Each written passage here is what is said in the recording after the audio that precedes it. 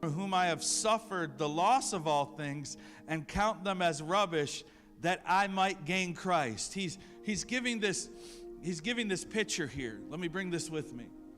He's giving us this picture here that in order to gain everything that he was supposed to gain, he had to lose everything that he was trying to keep. And that's a revelation of what salvation is. That salvation's not Jesus coming and doing something about what we're going through. Just like the Jews said, this man Jesus that opened the eyes of the blind, couldn't he do something to keep this man alive?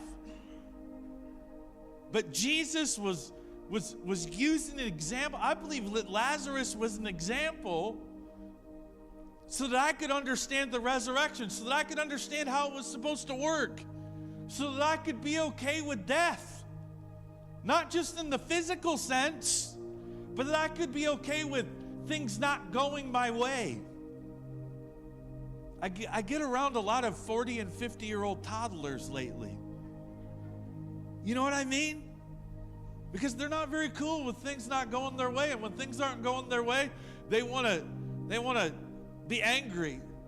They want to lash out. They want to try to go Martha on everything and confront it and deal with it and manipulate it. Hello?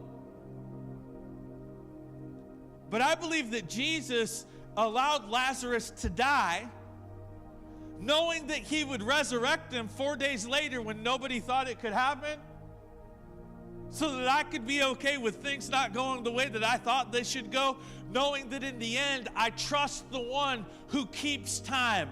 I trust the one who holds the world in his hands, and he is the resurrection and the life. But if I'm looking for the resurrection, I've got to expect the loss. I've got to expect the death. I've got to understand.